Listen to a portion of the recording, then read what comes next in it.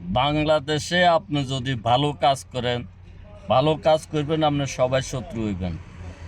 এই মানুষটা গরিব অসহায় মানুষদেরকে গুরুত্বপূর্ণ রোগ চিকিৎসা করে ফিরি। তাহলে চিন্তা কর, তোমরা ওইখানে গেছো সান্দাল্লাই। হায় রে, আমরা বাঙালি জাতি রে, যে দলের হোক তাদের বিচার হওয়ার দরকার। যুবদল কর্মী হিসেবে পরিচয় দেয়, ৫ লক্ষ টাকা দিতে হবে, বেশ ভয়ভীতি দেখায়।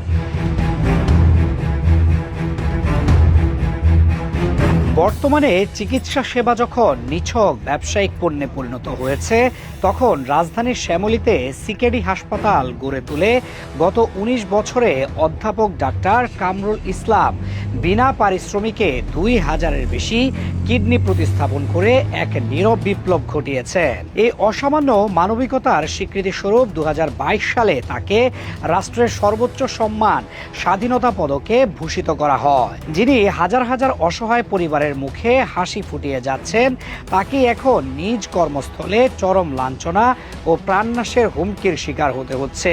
গত ১ বছর ধরে শেরেবাংলা নগর থানা যুবদলের সাবেক সাংগঠনিক সম্পাদক মঈনউদ্দিন মঈনের নেতৃত্বে একটি চাঁদাবাজ চক্র ডাক্তার কামরুলের ওপর ত্রাসের রাজত্ব কায়েম করেছে।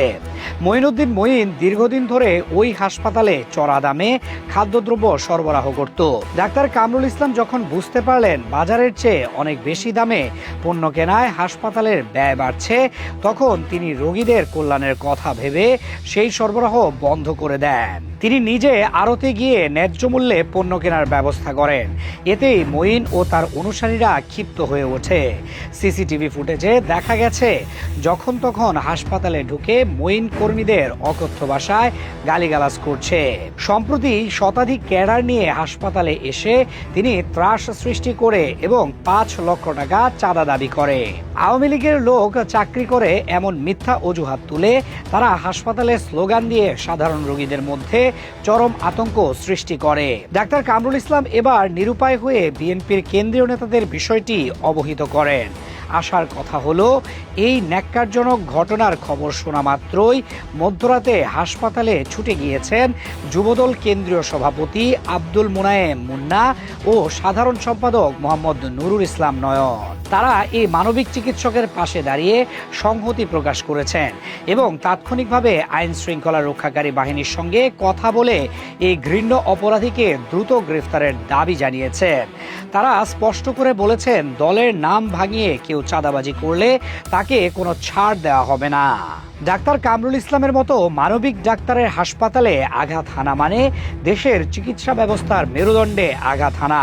তবে আশা করা যায় কেন্দ্রীয় যুবদল নেতাদের এই সময়োচিত পদক্ষেপ ও প্রশাসনের সদিচ্ছায় দ্রুত পরিস্থিতির উত্তরণ ঘটবে এবং শান্তি ফিরে আসবে সিকেডি হাসপাতালে। মঈনউদ্দিন মঈনের মতো দুষ্কৃতীদের জন্য কোনো রাজনৈতিক আশ্রয় থাকা উচিত নয়, বরং তাদের উপযুক্ত বিচারের মুখোমুখি করাই হবে আইনের শাসনের প্রকৃত বিজয়। ডাক্তার কামরুলের মতো সাদা মনের মানুষের সুরক্ষা নিশ্চিত করা রাষ্ট্রের দায়িত্ব। কোনোভাবেই যেন এই মানবিক ডাক্তার তার কর্মস্পৃহা হারিয়ে না ফেলেন এবং আগামীর দিনগুলোতেও তিনি যেন এভাবেই আর্ত মানবতার সেবায় নিজেকে বিলিয়ে দিতে পারেন।